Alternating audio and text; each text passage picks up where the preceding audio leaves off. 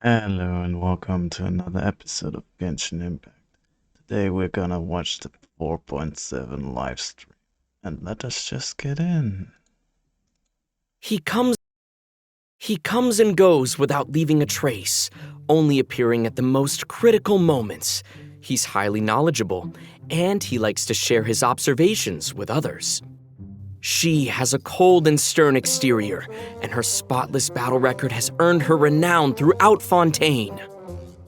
She is an unusual-looking Melusine with an equally unique perspective on the world. And now, their voice actors have all gathered here today to deliver the version 4.7 special program!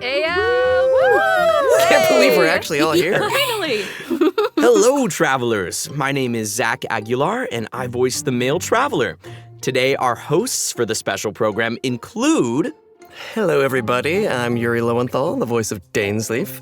You may know me from all those new character intro videos and occasionally dropping lore on y'all. And I'm Sarah Williams, the voice of the head nurse at the Fortress of Maripede, Sijuin. She's there keeping everybody all healthy and nice and making sure everybody feels good. And hey everyone, I'm Crystal Lee, the voice of Fontaine's champion duelist, Clorand. Pew pew pew, let's get it. All right, nice. So we've got a traveler, a man of mystery, a duelist, and a healer.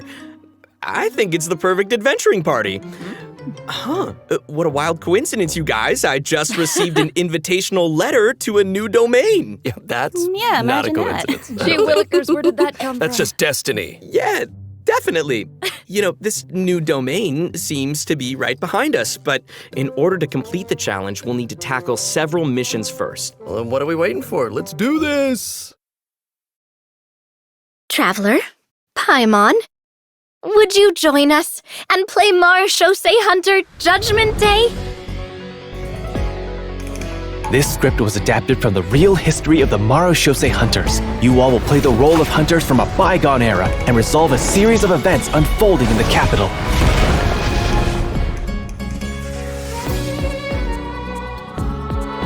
Many of my habits are customs I've adopted from the Marechaussee Hunter tradition. They fought against monsters, while I fight against lawbreakers. For when I draw my blade, I am but an instrument of Fontaine's law.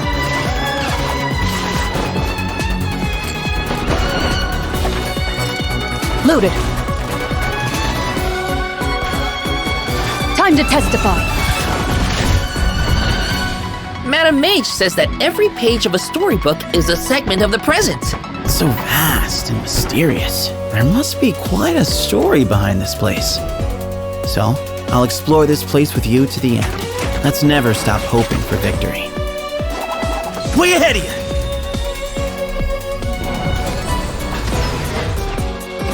Move or be moved!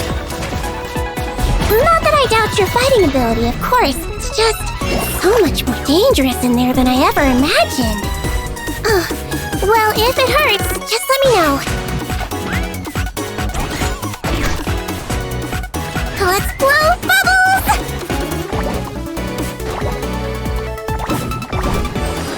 Don't be nervous, just relax. A strange disease, one I suspect that every Fontainian suffers from. But they don't trust me at all. Do you really think it matters whether I'm Melusine or a human? I don't believe Master would suddenly disappear for no reason. There must have been something she just had to do. In the New World, they bade farewell to the shrouded sun. At last, they no longer needed to dwell on their suffering, or try to differentiate between various thoughts of blasphemy. Such was the price they paid, and thus their souls became cleansed and pure. The way he's holding his sword, he must be a real Marechaussee Hunter. You used it yourself, didn't you? That's why you have a human appearance. That's quite the gamble. But I believe that I am the one walking into a trap. One day, I shall have my vengeance. That way, Captain Dainsleif could accomplish his own goal. The loom of fate has already been completed.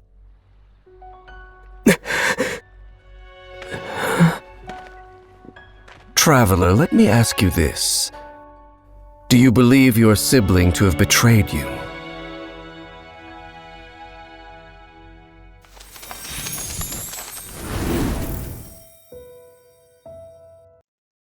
He comes and goes without leaving. Was pretty cool.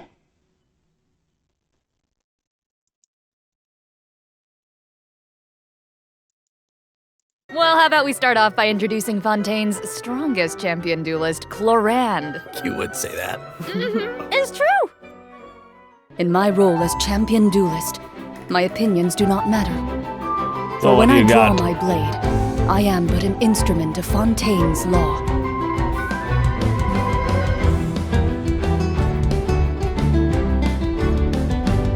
Ready.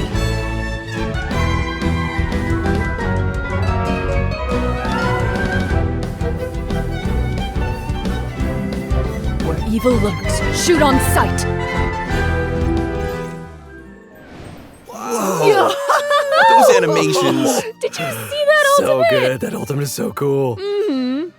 Clorand's strength actually has a really interesting origin. She inherited it from the Marachose hunters. Ooh, the hunters from the artifact set. Mm-hmm.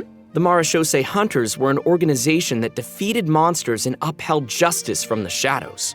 I think the group's name has also been mentioned in some of Fontaine's historical records. Exactly. The Marachose hunters have a long history. To modern-day Fontainians, they're nothing more than an old legend from novels and plays, but for Clorand, the Marachose hunters' legacy is really real.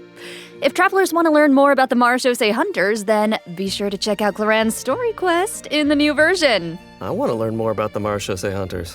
Perfect, then let's get into her combat abilities. Clorand is categorized as an electro sword user, but she actually uses both a sword and a pistolet to attack her enemies during combat.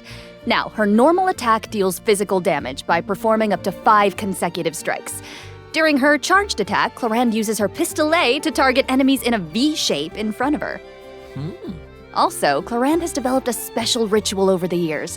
She always polishes her weapon before each duel. That is so dignified of her. I know, right? And kind of adorable. Even the champion duelist of Fontaine has a cute side, huh? Aw.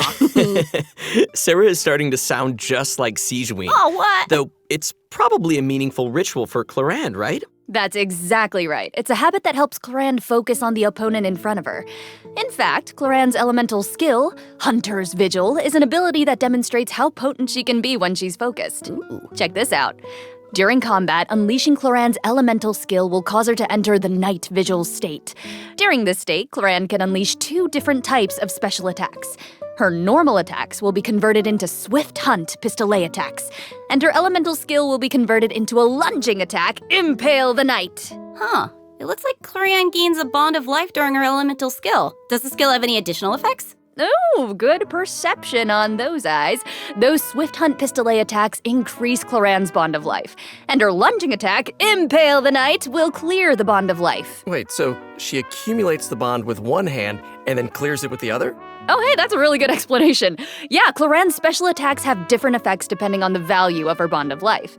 So when her bond of life is relatively low, her Swift Hunt pistolet attacks have a piercing effect, and they deal greater damage. But when her bond of life is relatively high, her lunging attack, Impale the Night, has a greater AoE and deals higher damage. Again. Ah, gotcha, I get it. So Clorand is meant to use her pistolet to accumulate a bond of life and then use her sword to clear it once it reaches a certain amount. And that way, both attacks benefit each other. Bingo! Though you should remember the effect of one of Clorand's unique talents. So, when she's in the Night Vigil state, any healing other than the one provided by her lunging attack, Impale the Night, will be converted into a bond of life.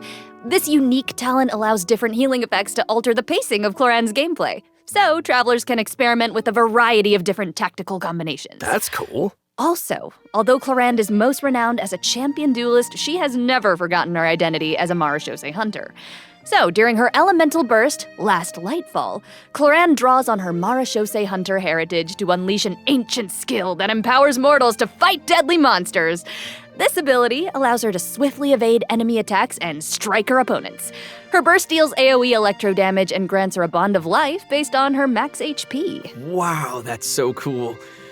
But if that power is designed to fight monsters, is it really okay for her to use it in a regular duel? Good point. I think Cloran just has to adjust the amount of force that she puts behind those blows. That makes sense. Also, Cloran can draw on the strength of her companions after unlocking her passive talent, Dark Shattering Flame. Man, that sounds cool. So, when a nearby party member triggers an electro-related reaction, the electro damage dealt by her normal attack and her elemental burst will increase based on her attack value. Though, note, there is a ceiling to the damage bonus that she can gain from this effect. Clorand also has another passive talent called Lawful Remuneration. If her bond of life is greater than or equal to a certain percentage, then a change in her bond of life value will increase her crit rate. That's right. And while she's in the night vigil state, the percentage of healing converted into a bond of life will increase. Wow. Yeah. And finally, being a champion duelist gives Clorand a strong familiarity with all the regions of Fontaine. So, when she's in your party, Clorand can reveal the locations of Fontaine regional resources on the minimap. So awesome. I'm sure that travelers will be eager to use her to uncover treasure, defeat monsters, and of course, uphold justice. Not necessarily in that order. So. Clorand is usually pretty stern and composed as a champion duelist, but I wonder how she unwinds. Like, does she have any hobbies? Ooh. I'm sure that she has some interest outside of work. I mean, she's always accepting cosmetic products from Sigewinne and making sure to return the favor because she's sweet. Aw, and yeah, of course she does. Clorand is an active member of the tabletop troupe during her off hours. So, in version 4.7, travelers won't just have the chance to learn more about the Marechaussee Hunters during her story quest, the Raparia chapter, they'll also get to join Clorand on a very special tabletop troupe adventure. That Woo! is kind of cute. I love I like TTRPGs so much. Ooh, I know, I'm so excited. Yeah. And with all of that, that is all the information that I have to share about Clorand. So, next up, let's introduce our adorable little Sigewinne. Oh, yes. Okay, sorry. Too excited. Hold on. We gotta look at her demo first. Yes. You only get one body, so you gotta take care of it. But it's just as important to take care of your mind. Hold still.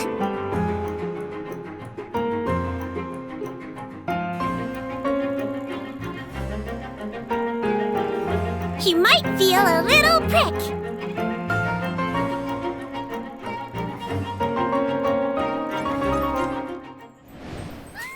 She's so So cute, it's unreal. Wow. I love her pills so Cuteness much. overload. The bubble has ears on it. I would love to ride around on a bubble like that. She's with her little legs dangling in the air. Oh. Yeah, with the bubble gun and the giant syringe. Guys, so cute. Those bubbles are so big. Her kit looks really, really fun. I know, but if that's the syringe she uses on her patients, I can see why they might be nervous about getting sick. Oh, for sure. Hey, sometimes you gotta take your medicine. And since she's the head nurse at the Fortress of Meripede, Sigewinne wants everyone to stay healthy. She believes that taking care of your body is the most important goal. But she often encounters people who overwork themselves in the production zone, so she always tries to sneak them healthy meals, but she doesn't think that's a substitute for some proper rest. Oh. Take a page out of her book. Yeah, seems like you'll need to be well fed and well rested if you want to keep up with Sigewinne. For sure. She seems like such a caring and attentive person. But then what's she like when she fights? Well, Sigewinne is a hydro bow user. Her normal attack unleashes up to 3 consecutive attacks. During the second and third attack, Sigewinne takes out a pill and tosses it at her opponent. I saw that in the demo. It's like she's literally telling her opponents to take their medicine. Look at the size of that thing. She can make aimed shots using her charged attack. Once the shot is held and fully charged, Sigewinne's bow will fire slow-moving ministration bubbles, dealing hydro damage to her target. Just make sure not to release her arrow. Oh, and also, Sigewinne uses a specially made bubble gun to fire a giant bolstering bubble bomb during her elemental skill, Rebound Hydrotherapy. The projectile bounces between nearby opponents, dealing hydro damage to anyone it touches and restoring HP to all nearby party members, well, except for Sigewinne herself. Sigewinne will be healed a certain amount of health when the bolstering bubble bomb disappears, which is based on her max HP. Bolstering bubble bomb. Say that 3 times fast. Oh, please don't make me. You know, travelers could have a bubble blowing contest with their Sigewinnes. Would that be great? You can have that idea for free. It's exactly It's a like great blowing idea. bubbles. The longer you hold her elemental skill, the larger the bubble grows. Once the projectile is released, it will gradually decrease in size as it bounces around. The bigger the bubble, the greater the damage and healing effect. And if a large bubble hits a weaker enemy, they'll be trapped inside. Whoa. Guys, it's like she's trapping them in a cage of kindness. Like the Hydro You can tell Business? she cares about her bedside manner is so strong. Hey, wait a second. Are those the orbs that Nivelette drops? It looks like Sijuin creates 2 source water droplets when she fires a bubble. And it looks like she gains a bond of life when she touches them? How does that work? I can explain that as well. Since she has training as a nurse, Sijuin understands how to make the most of a dire situation. Her elemental skill creates source water droplets, and Sijuin can give herself a bond of life by absorbing them. When that bond of life is cleared, Sijuin can regain some elemental energy based on the value of the bond of life. Neat. So Sijuin's healing can nullify her bond of life, and she can restore energy for herself. Nice. That's right. While the bond of life is hazardous to most people, it can actually be perceived as a real advantage for Sijuin. After she unlocks her talent, Detailed Diagnosis, Thorough Treatment, Sijuin's healing will be increased based on the total bond of life values across all the characters in her party. Oh, thank goodness. Sounds like a Melusine can make the bond of life a lot less scary. After using her elemental burst and absorbing nearby source water droplets, Sijuin will use the syringe to spray enemies in front of her. This attack deals continuous hydro damage. Wait, that's so cute. Even her attacks are a form of medical A treatment. huge syringe. Yeah, I mean, hey, she just wants everyone to be as healthy as possible. Yeah, right? Sijuin wants every patient to get a proper amount of rest. After unlocking her passive talent requires appropriate rest, unleashing her elemental skill will also trigger the semi-strict bed rest effect. Oh. This effect will grant her a hydro damage bonus and several stacks of convalescence.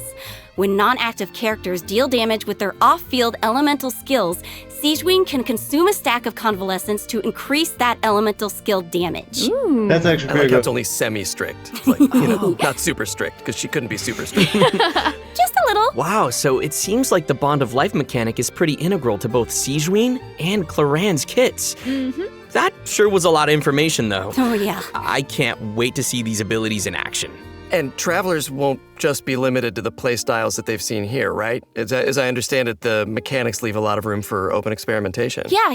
Right. And outside of combat, Melusines are very connected to the ocean, so Sijuin always takes care of her companions during underwater exploration. Sijuin is especially helpful when her friends are endangered by underwater enemies. She can use her emergency dose talent to continuously restore HP to her party member for a period of time. Ooh. Unfortunately, doing so will lower all of their elemental and physical resistances. There's always a price. Mm-hmm. Cool. That seems like a skill that would come in handy, though. Sijuin is always looking out for us. Thanks, head nurse. Of course. Oh, and I've got a quick question for you all. Yes. Have you noticed any differences between Sijuin and other Melusines? Well, I think her appearance and her interests definitely stand out. Mhm. Like, if you ignore the tail and the feelers on her head, then she actually doesn't look that different from a human child. How could you ignore those? Right. Well, true and fair. But also, she's interested in beauty, and she knows a lot about skincare, and she actually even contributes to the most famous beauty magazine in Fontaine. Did not know that. Oh, and her medical knowledge. Right. We haven't encountered any other Melusines who give medical treatment to humans. And Sijuin seems to care the most about the people of Fontaine. And she's also one of the few Melusines who work in the Fortress of Meripede, right? Right. I mean, generally speaking, not many people are willing to treat criminals. I mean, not even a Melusine's open-mindedness usually goes that far, right? Sijuin's does.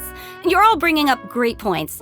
Don't you think that Sijuin's differences from the other Melusines make her seem more unique and approachable at the same time? In the Neri chapter, travelers will have the chance to learn Okay, I more will about play the that and background then of this decide if very I get her. special Melusine in her personal story quest. Woohoo! Oh, that's awesome. Hey, speaking of story quests, didn't Hey, travelers that's meet a us. mysterious youngster last version? Oh? Sometime during Sino's story quest? Well, travelers will now have the opportunity to add him to their parties. He recently left the desert and he's eager to travel around. So, Zach, why don't you introduce him? Go, Zach. Oh, me? Okay then. Let's take a look at Sethos' demo. If you're always asking why, you end up thinking yourself into a corner. Sometimes it's better to let go.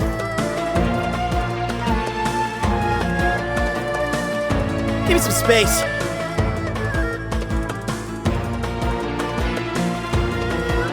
Glory to Al-Akmar!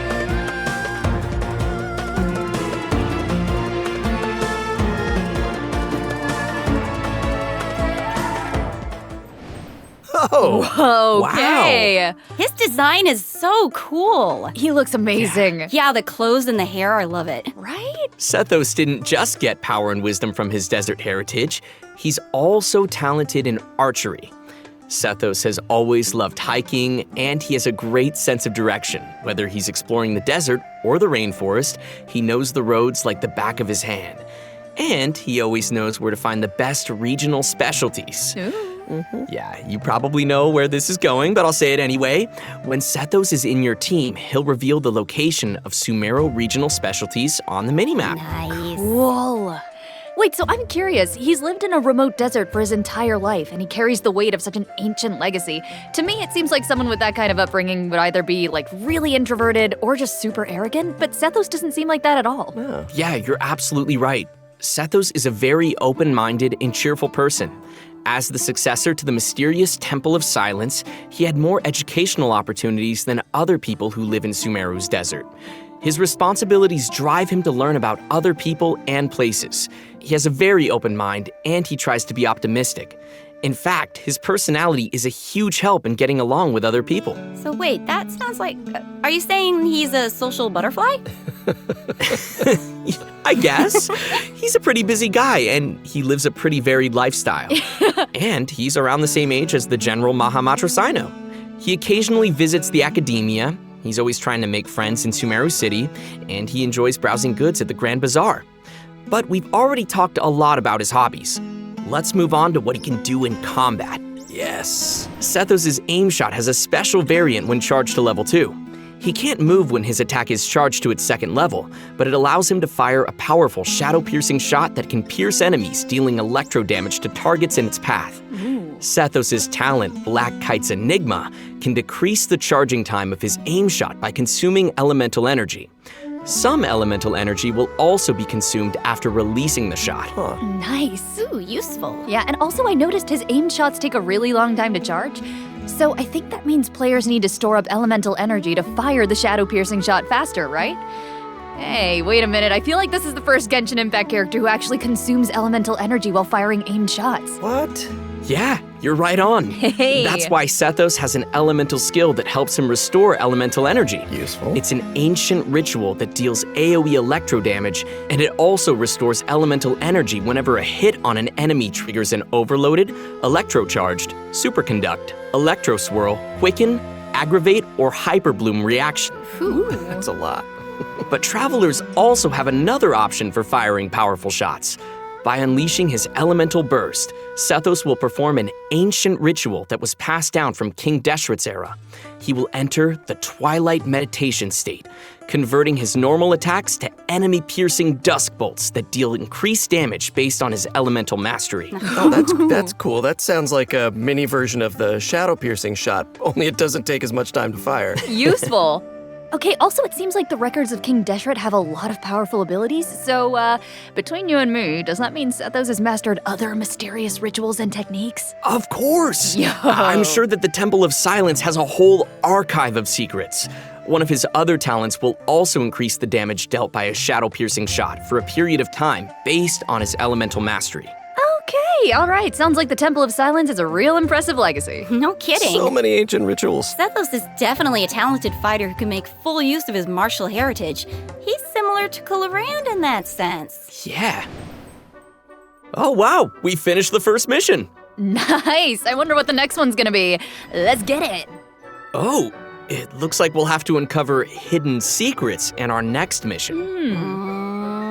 Why are all you guys looking at me? Well, I mean, secrets are kind of your area of expertise. All your character does is speak in riddles. Speak plainly, sir. Yeah. Okay, that's a good point. Okay, well, I guess I'm the only one who can shed some light on the hidden secrets. Oh, here he goes. So here we go. Archon Quest Chapter 4, Act 6, Bedtime Story will become available in version 4.7.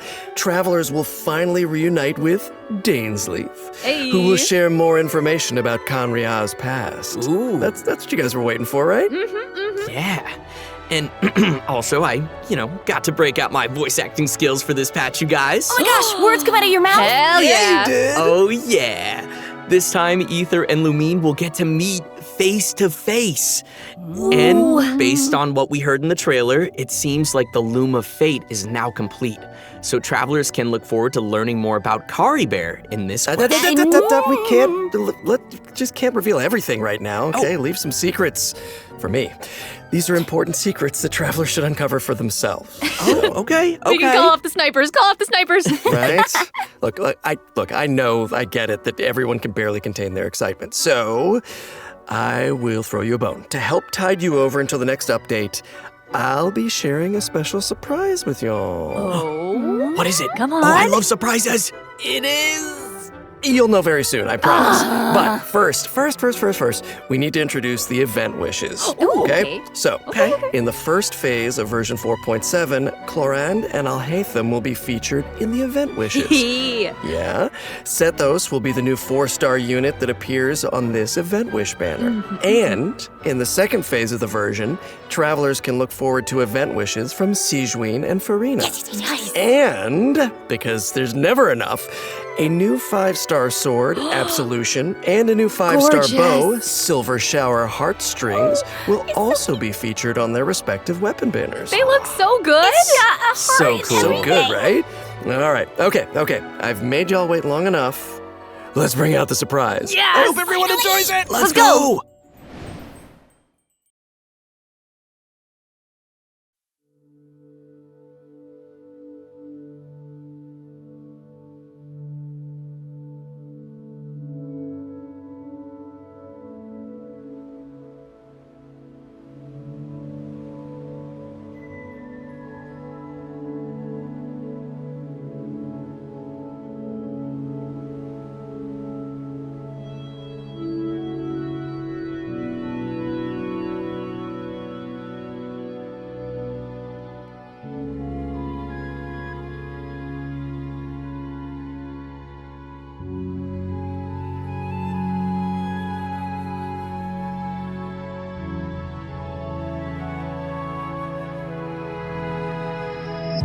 Traveling in the night you lift me in.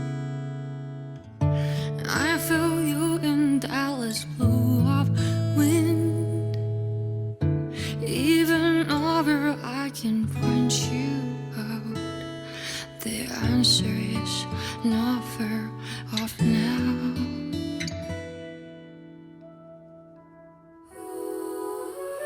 This journey of ours has been bittersweet. Close my eyes wondering what you would have dreamed if you were here standing next to me. Would you know how I feel and see what I see?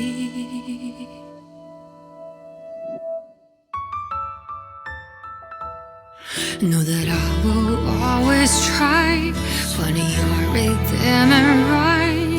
Though the nights are long and dark, I see you shining bright.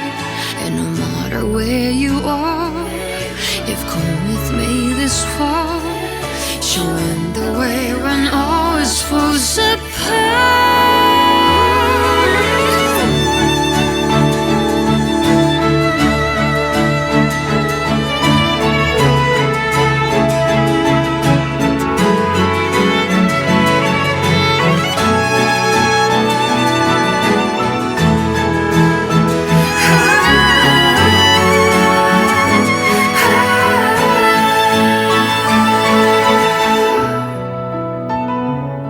When the snow all melts away and the ice finally breaks, have you taken off? Are you already on your way? No matter where you are, I've come with you this far. I'm never really lost. Our paths we surely cross.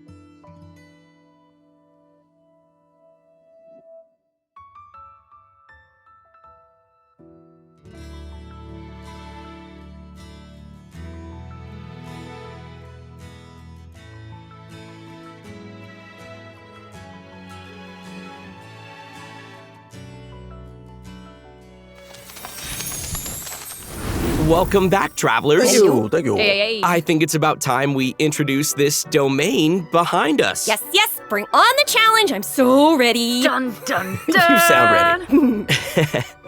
The location of this challenge seems pretty intriguing.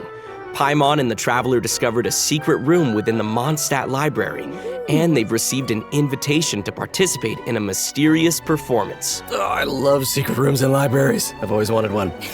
So that's right, the all-new event, Imaginarium Theater, will become available in version 4.7 for travelers who are adventure rank 35 or higher. Nice. Wait, so this is a library? Mm-hmm. Wow. The coolest library. I know, it looks a lot different from what I imagined. It's huge. Yeah, it kind of looks more like a magic castle. Right?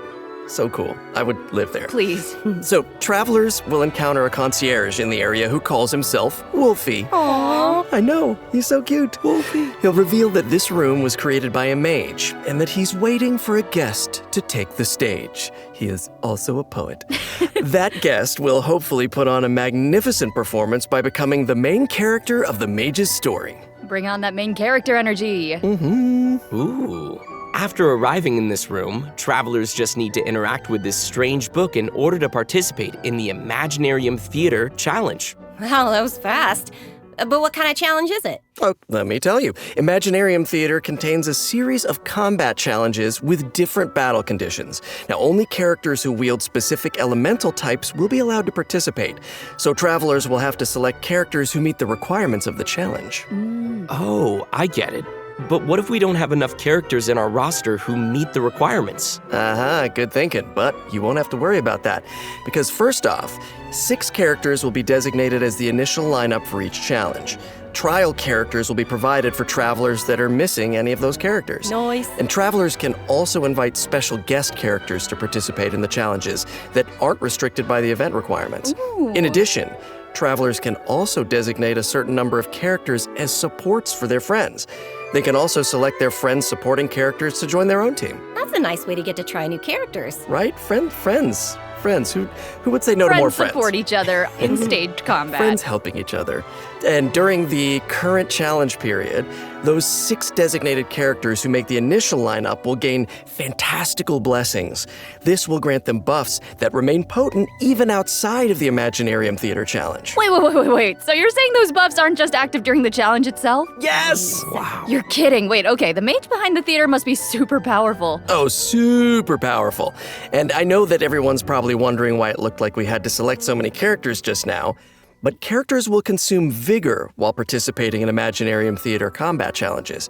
So when a character's vigor is fully depleted, they will no longer be able to fight, and you will have to replace them with a new character. It's time for some R&R. I get it. So when you select your characters, you have to pay attention to how well they work together. Yes. And also how well they can fill in for each other. Exactly. Involved strategy. And I should also mention that not all selected characters will immediately appear in your team. Some characters can only be gathered by progressing through the story. They can formally be added to your team at the end of an Imaginarium Theater battle, or when you encounter certain special events. Cool. So assembling your team is part of the challenge. Yes, which makes it even more fun. But let me explain a little more about the special events that I mentioned. Travelers can choose to spend Fantasia flowers to trigger events during the story. Now, some events will unlock certain characters for battle, and others may trigger certain perils, certain doom. So, travelers will have to choose very carefully. Ooh, no pressure. Right? Travelers can collect performance tour rewards by completing challenges and finalizing their performance results. The first time they complete a challenge, travelers will also receive a debut performance gift. Ooh, presents. Travelers who feel particularly confident can try to attain the Star Challenge condition during each stage. They'll be able to obtain different levels of performance medals that correspond with the difficulty of the challenge.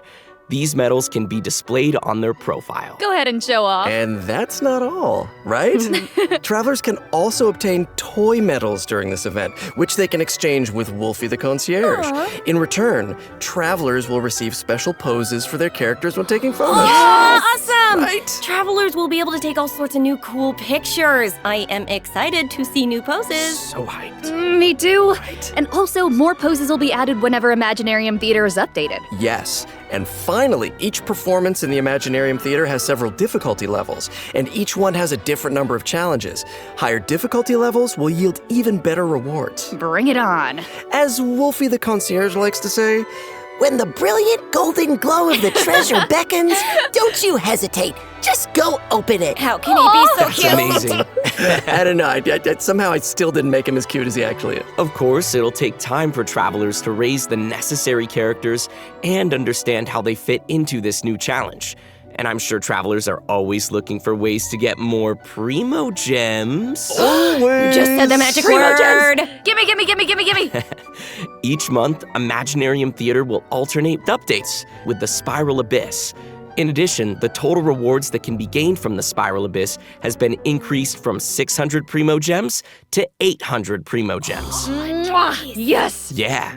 More information will be available across Genshin Impact's official social media accounts, so keep a lookout. Aye, Captain. Ooh, the background is changing. Ooh, here we go, Let's see what else this version has in store. Yes, please. Mutual security enhancing simulation. Huh.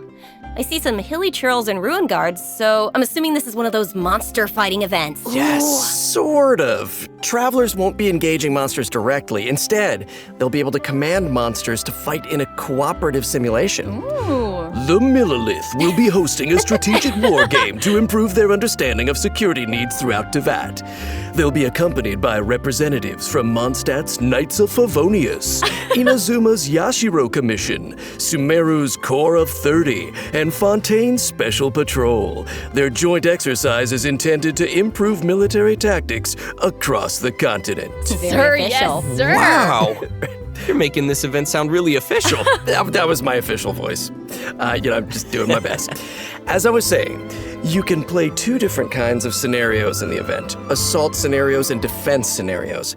As special representatives to the simulation, travelers will need to analyze enemy formations and deploy the best units for completing the challenge. In assault scenarios, you only need to select your combat units and deploy them within your staging area. So once the scenario begins, the unit will automatically start attacking your opponent. So sit back and I don't know if you can relax when these things are coming at you, but try. Clearly not. Pew pew. Ooh, okay, I'm gonna give this a try. Ooh, brave. Yeah, okay. Do it.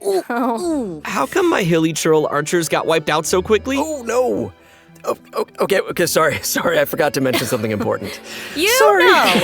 I know. But here, we can fix it now.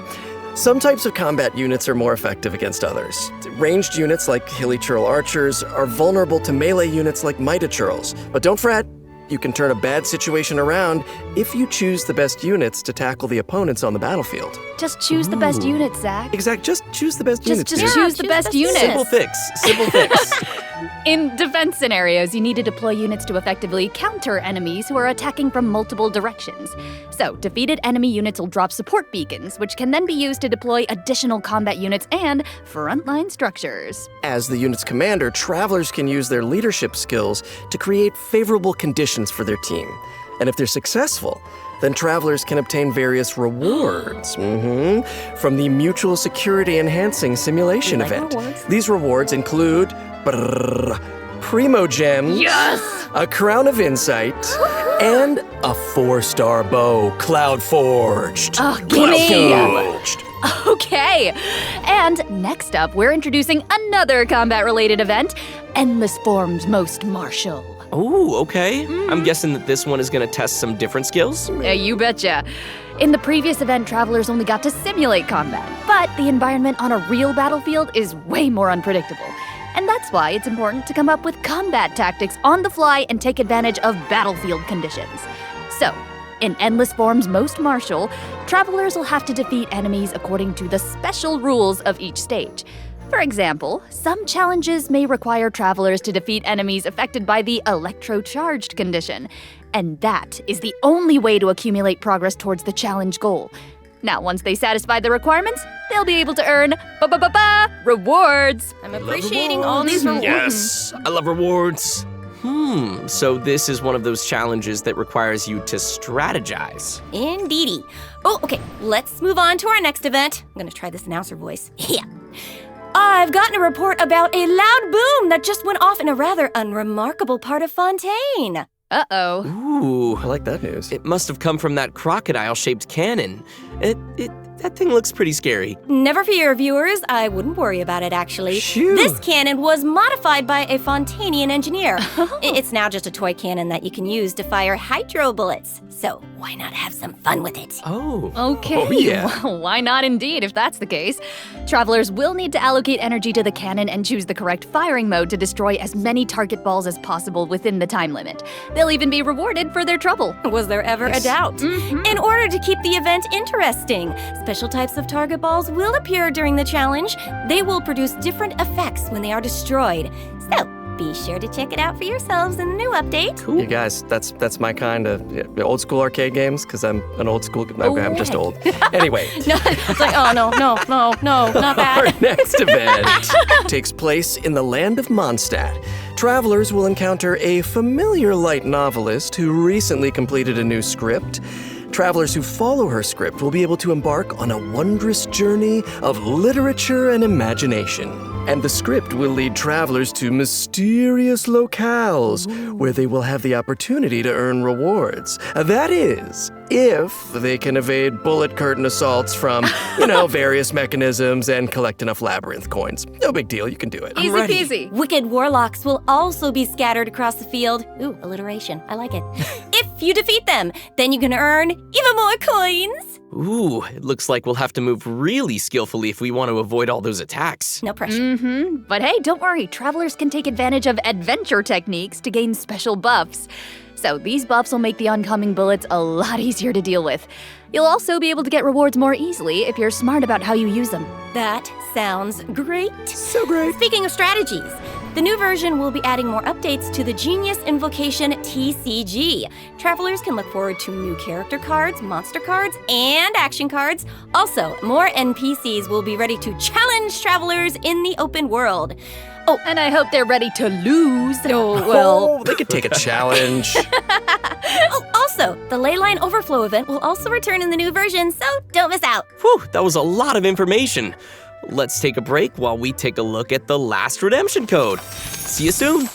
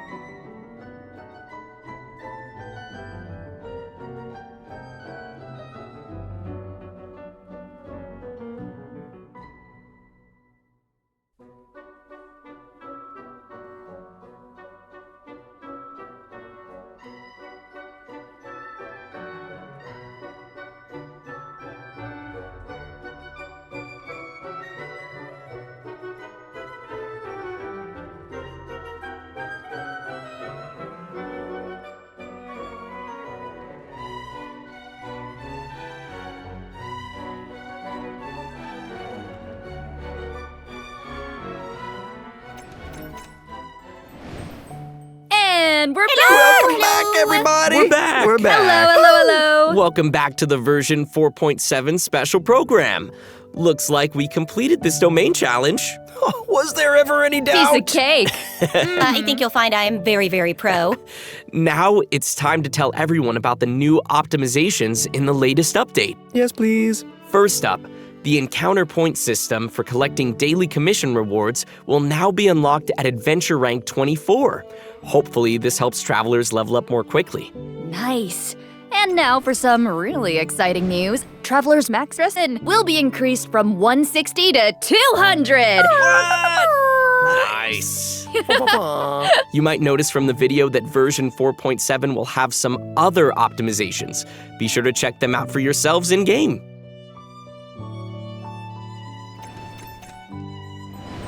All right, that looks like all the information we have to share today. Bye, travelers. What? What? Just kidding. Wait. No, I'm just kidding. Of Okay. course I wouldn't sign off without giving you guys the chance to talk about your time here on the special program. How was it? I have things to say. No, I'm so thrilled to join this amazing voice cast, and I'm And you guys, I have not been playing. I knew it, not Lanchiza.